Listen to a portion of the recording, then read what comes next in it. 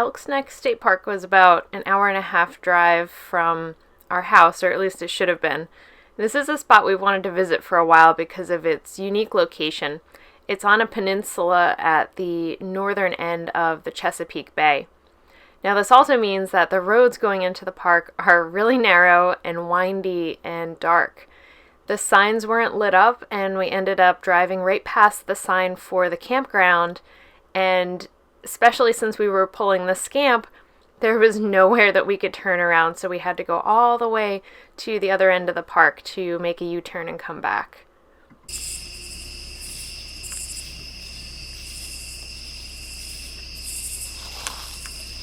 That's good.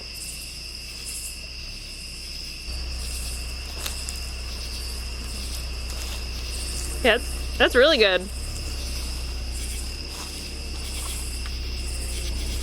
It's a pretty impressive parking job for your first one backing up at night. Probably go further if you wanted. I mean, I think it's pretty good. Well, I'm thinking just to get it off the pavement. Oh, so it's level? With that, yeah.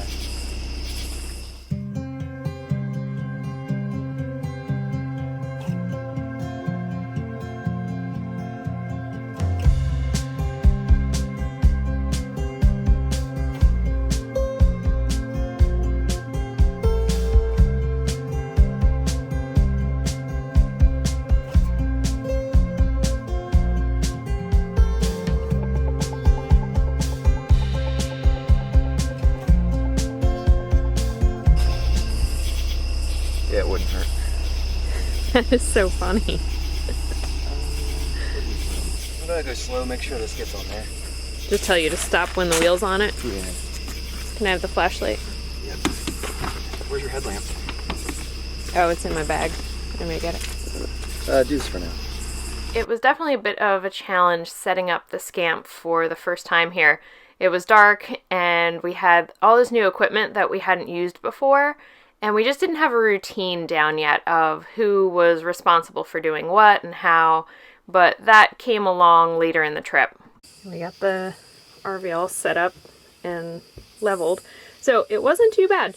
The Velcro that I put on the back of the cushion held up where I hot glued it, so I'm going to do that to the other cushion now that I know that it works. A couple things fell out of this top cabinet here. That one didn't stay closed, so I'm going to have to figure out what to do about that.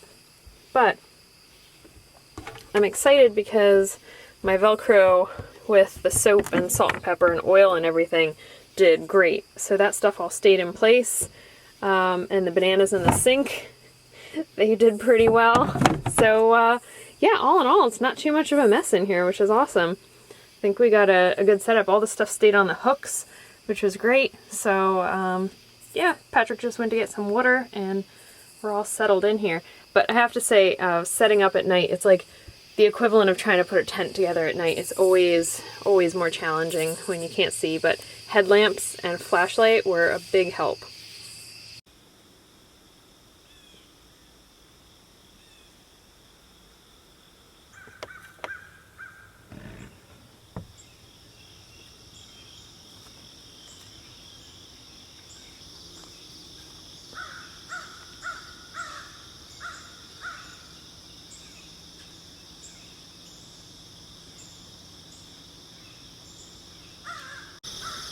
Such a strange thing when you get to a campground at night. It's really disorienting until there's actual light and you can figure out where you're at. So there's a couple RVs over on the other side, but it's really not crowded because, well, now today is Monday.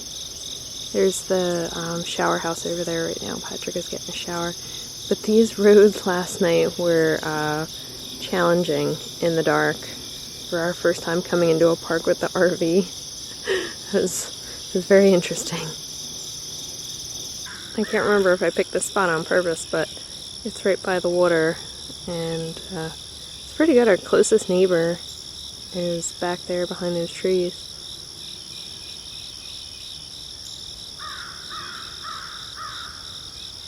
Since there was no direct water hookup right at our site, Patrick just filled up the dromedary bag and our big 5-gallon water container, and I used that for cooking.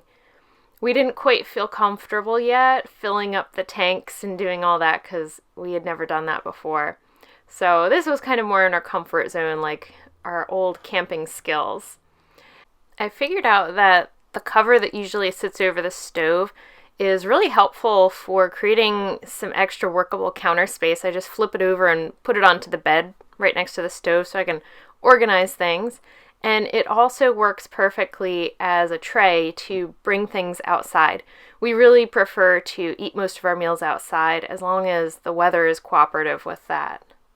It's nice going to the shower and I use that bag all the time. Mm-hmm. So I know exactly where stuff's at. I'm just like, pop, pop, pop. Oh, yeah. After breakfast, we decided to take a walk around the campground.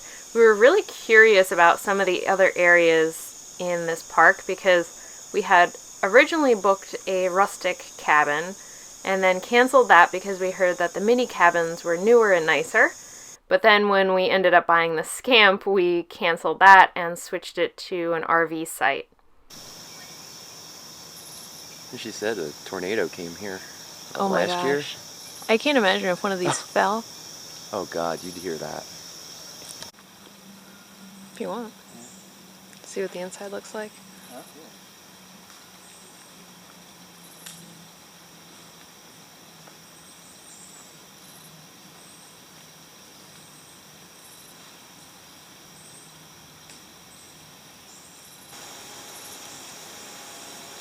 Yeah. You like them?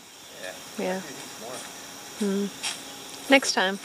This is what I kind of picture, like if I was gonna go to a cabin in the state park. Yeah. You know? Which one would you pick? The old ones. No, I mean which. Which site? Yeah. Probably one of these. I think this one's beach. Okay. I'm pretty sure this was the one that we had booked and canceled. They have little balconies too. Oh yeah. I'm gonna be waking up and I'm gonna be like, hey. Working on this one. Oh, okay. So not staying in that one. Yeah, they have a little porch.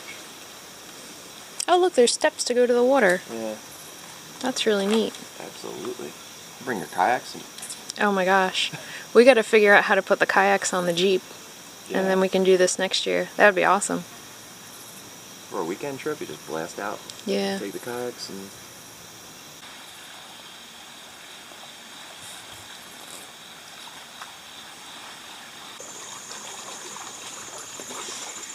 Alright, well this would not be a great kayak launch, but maybe go down a little further. But pretty cool that you could just walk down and like sit by the water. Definitely go fishing, I guess, if you wanted to.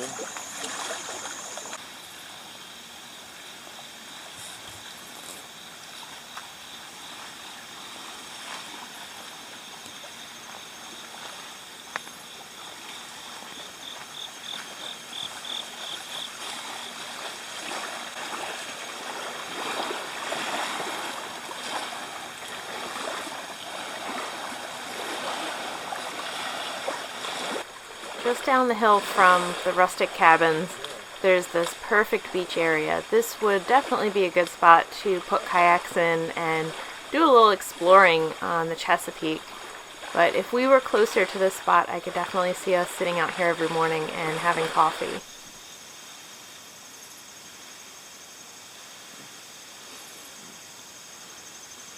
Well, hopefully this goes back to the campsite. We'll see. We'll find out. We're the people lost in the woods with flip-flops on.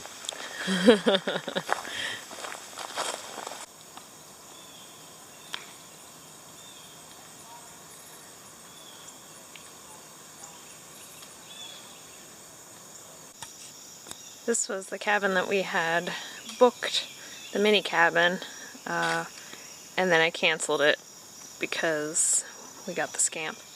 But the mini cabins are pretty neat. You can barely see the water behind it, but really neat. The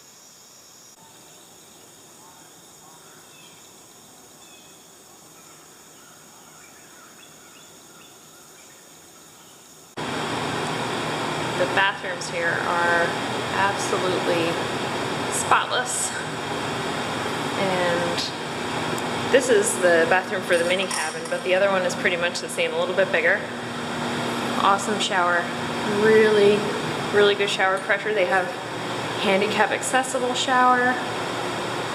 Hot water, not lukewarm, which is hard to find in a campground. And the water pressure was good enough that I could have washed my hair if I wanted to, which is not always the case. Isn't it weird that the Scamp seems bigger when you're inside though? Like you look at it from here and you're like, oh, From the outside it looks like there's like no room in there's it. nothing there. But we can both maneuver in there decently well. It's pretty neat. I wouldn't want to go any bigger, that's for sure. That's pretty much it. Yeah.